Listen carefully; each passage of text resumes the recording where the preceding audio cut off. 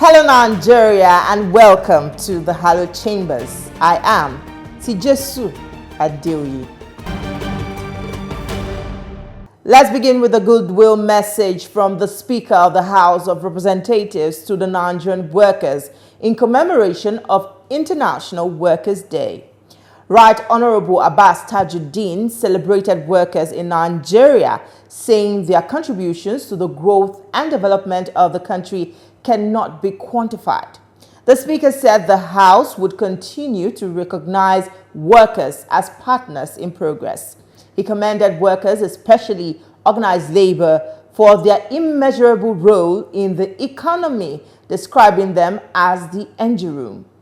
Mr. Tajuddin noted that workers deserve better welfare and the labor unions should be commended for demonstrating a sense of understanding with President Bola Tinubu's administration concerning their welfare following the current difficult economic realities. And in a related development, the Speaker of Nigeria's House of Representatives, Abbas Tajuddin, has called for more safety for Nigerian workers. Mr. Tajuddin made the call at the 2025 World Day for Safety Conference in Abuja, the nation's capital. My colleague, Joke Adisa, reports. The International Labour Organization, in its findings, says an estimated 3 million workers die annually from occupational hazards or diseases and 160 million cases of non-fatal work-related diseases worldwide. Nigeria joins the rest of the world to mark this year's World Day of Safety. Every day, Nigerian workers suffer one form of casualty or injury due to absence of standards, among other factors. Yet, there appears to be no credible statistics from those that should know so as to begin to work towards addressing the challenges. The National Assembly holds its first ever conference on World Day of Safety. The Parliament insists standards must be set and adherence complied with to eliminate workplace danger. The decision to mark this day here in Nigeria is not just symbolic. It sends a strong message that safety is no longer an afterthought. It is now a priority. The Speaker is not happy about the non-availability of data on deaths and injuries among workers in the country. It challenges the Federal Ministry of Labour and Employment to commence the documentation of workers affected by workplace accidents for proper data analysis. We shall do all that is legislatively possible as captured in our 10th legislative agenda to engage with members of the public through our open and inclusive legislative process.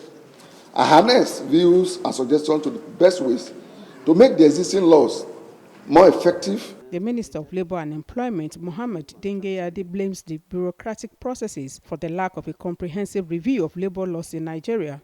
Nevertheless, he believes the journey towards a safer and healthier workplace in Nigeria demands all hands to be on deck. The Ministry remains committed to engaging constructively with the National Assembly, social partners, to ensure that emerging legislative proposals reflect a unified, robust, and forward-looking national strategy that balances innovation with workers' protection. The World Day for Safety is celebrated globally as a call to action, an opportunity for communities, businesses, and governments to reflect on the state of safety and to create pathways for improvement. Nigeria's President of the Senate has issued an urgent call for stronger unity across the global South to confront shared economic, political, and climate challenges. He said this at the third South-South Parliamentary Dialogue Forum in Rabat. Senator Akpabio insists that countries in Africa, the Arab world, Latin America, and the Caribbean must act collectively and fast rather than just trade rhetoric if they hope to overcome this crisis. Senator Akpabio's speech set an energetic tone, acknowledging that common threats like economic instability, political conflict, and climate change demand a unified response. The President of the Senate's address resonated with a sense of urgency. He emphasized action over rhetoric and unity over isolation, insisting that concrete cooperation is the only path to global relevance for developing nations. It is a clarion call that resonates across the valleys and mountains of our diverse lands. For we, the nations of the South, are beset by storms, economic turbulence, political instability, the rising tide of climate change, food insecurity, that gnaws at the strength of our young and threats to peace that lurk ever at our borders. The Speaker of the House of Representatives, Abbas Tajuddin, says he is advocating for inclusion of all shades of opinion to strengthen the nation's democracy. He spoke at this year's edition of New Media Exchange, where social media influencers are making a case for a new Nigerian constitution that will truly and genuinely be a reflection of people's views. My colleague Joke Adisa reports. Nigeria's digital landscape has expanded rapidly, with approximately 38.7 million active social media users as of 2025, representing 16.3% of the national population and marking a 5.3% increase from last year. Nigeria ranks 5th globally in average daily time spent on the social media, dedicating approximately 3 hours and 3 minutes each day.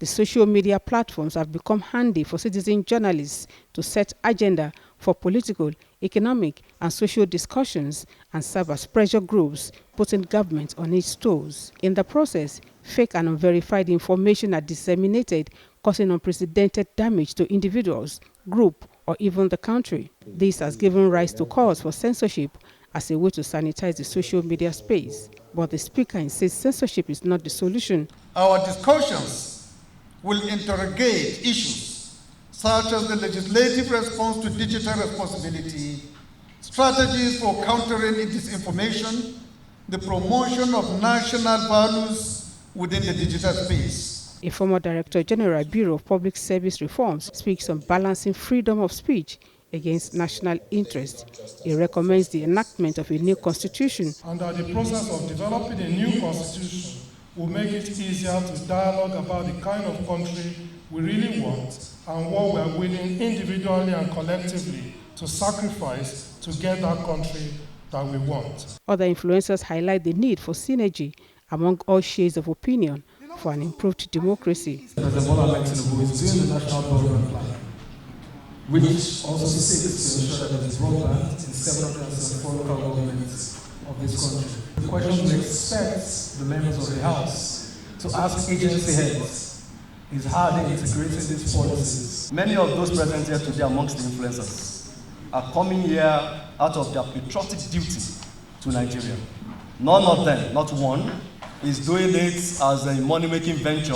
As part of their recommendations, an electronic voting equipment should be installed in the National Assembly for constituents to see what their representatives vote for, and that the legislature should demand more accountability from the executive. The National Assembly is set to host a major international conference on renewable energy aimed at transforming the country's energy sector. The chairman of the House Committee on Renewable Energy, Afam Ogene, disclosed this in Abuja.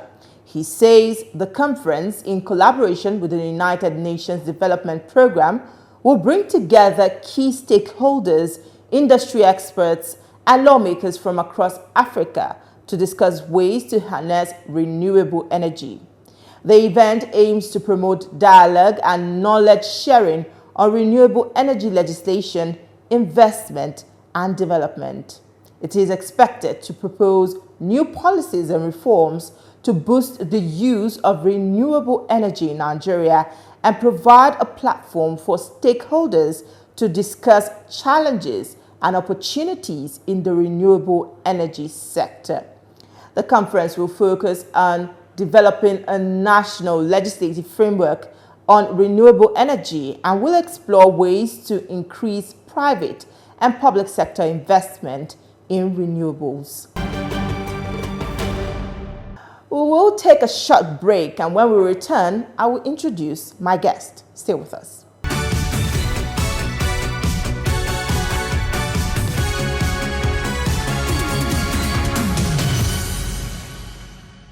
Our guest is Honorable Clement Jumbo from Akwa Ibom State. Honorable, it's a pleasure having you on the Hallowed Chambers. Thank you. The parliament in Nigeria battles allegation of a rubber stamp. Why has it been difficult for this arm of government to assert itself? Yeah, the Constitution has already given us that responsibility and that power to legislate for the entire nation, just like the judiciary and, of course, the executive.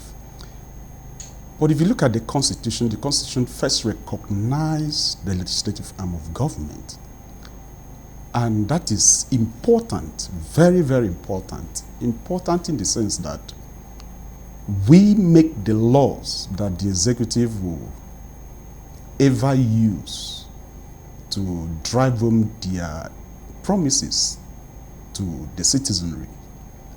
And of course, the judiciary interprets the laws that we make. Then coming to your question, where the perception centers around being too comfortable with the executive, whatever policy that the executive throws at the National Assembly, the public perceive it as us taking it hook, line, and sinker, and that's not very true. I will use this scenario to answer the question effectively. I see it as a husband and a wife. That you see a husband and a wife being compatible in public. They go out, they hold hands together, they have a cordial conversation, and people see it from afar and admire, does not mean that when they are in their house, their room, their parlor, there is no misunderstanding. They don't sort out differences. But they are matured in a way that they manage their differences, that outsiders do not see the differences. That is what I would describe the 10th National Assembly. Yes, we have our differences with the executive, but we've been able to manage it in such a way that it doesn't really show to the public that indeed there are differences. And the synergy the public see, Nigerians see on television is what they interpret as being rubber stamp, but it is not. I've witnessed several situations where we have closed door sessions, executive sessions. Is it in the oversight function that we have with MDS? Is it even before even the budget presentation by the president? All those executive sessions and indoor sessions are all maturity expressed to iron out differences before we now throw our doors open to the public. So, if Nigerians call us rubber stamp, it's not entirely true. We are not. We are not, in the sense that if you look at the last piece of legislation we engaged in before we went on this long vacation, was what the presidency sent to us, declaration of state of emergency in Rivers State. What they sent to us is not what we gave to the president. We had to amend the content of the declaration message to affirm the fact what is already given to us in the Constitution, whereby it is stated in sections, I think section 6, section 7, subsection 6b, that says if a House of Assembly fails to make laws or is unable to make laws, National Assembly shall take over the responsibility of such State House of Assembly. And since the presidency or the executive did not see that if a House of Assembly cannot make law, the responsibility now lies in the National Assembly. So we drew the attention of the executive and copiously inserted in the terms of declaration sent to us to give us that power for us to exercise that function. If it was indeed a rubber-stamped National Assembly, that would not have happened. And that has given rise to the fact that I think last week, the National Assembly, via the ad hoc committee that was set up, invited the sole administration to give account on its stewardship so far since it took over leadership in Rivers State. Talking about the state of emergency in Nigeria, the rule stipulates that members should vote using an electronic voting system, but we didn't see that happen. I will differ with you. I was in the plenary day on that day from start to finish. In fact, it was when one of my colleagues, Honorable Ogocha, representing a constituency in Abia State from the Labour Party, raised a point of order, calling the attention of the Speaker and the House that the House has not made a quorum based on what the Constitution establishes. And I quickly, immediately, at that point, rushed to the attendance decks. I counted all the members that clock in their name and their constituency in the plenary of that day.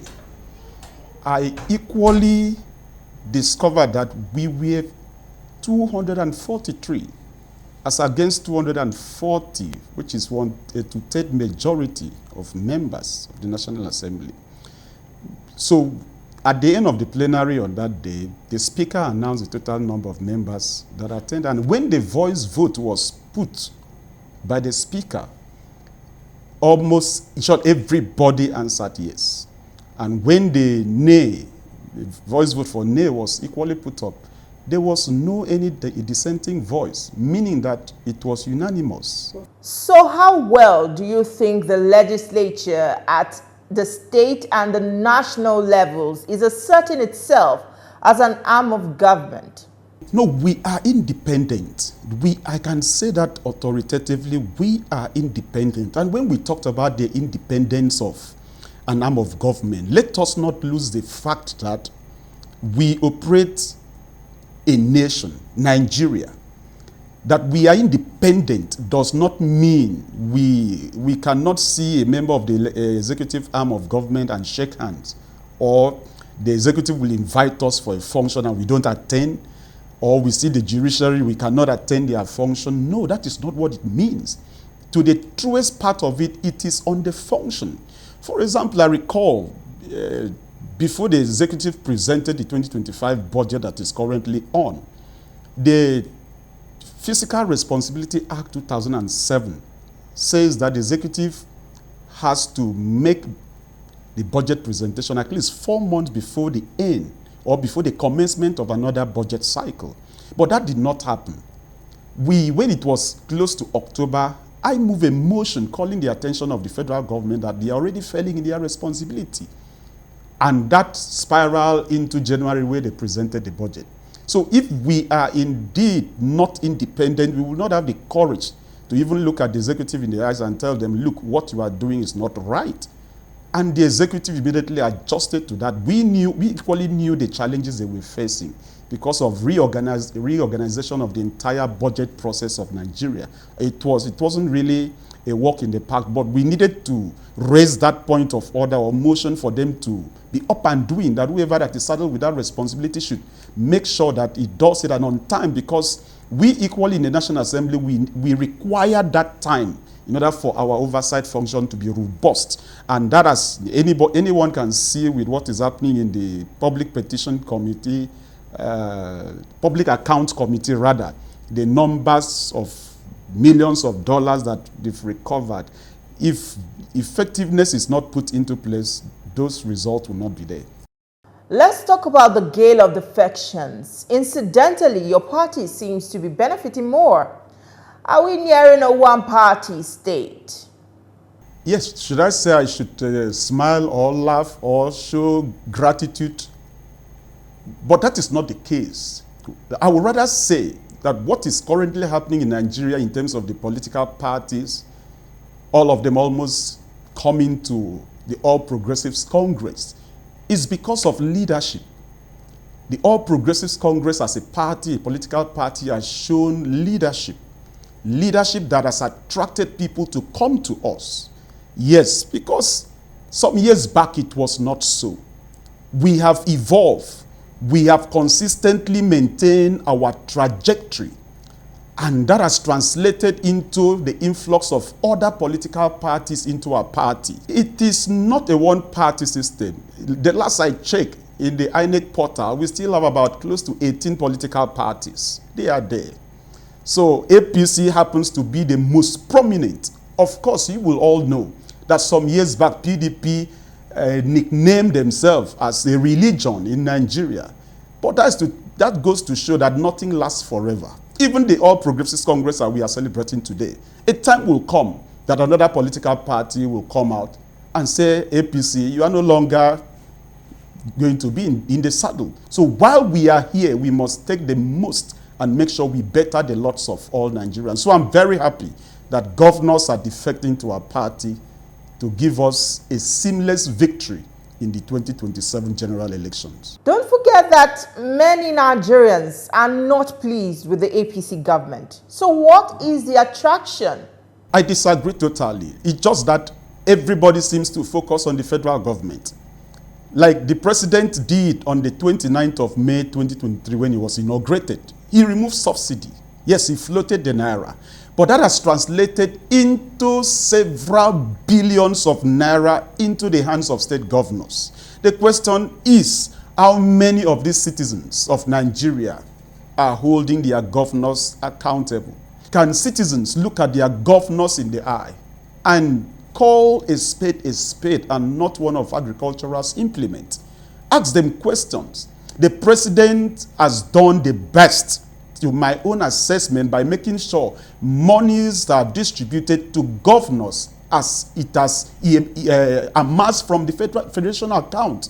And the governors in turn should make sure they implement projects that touch the lives of people.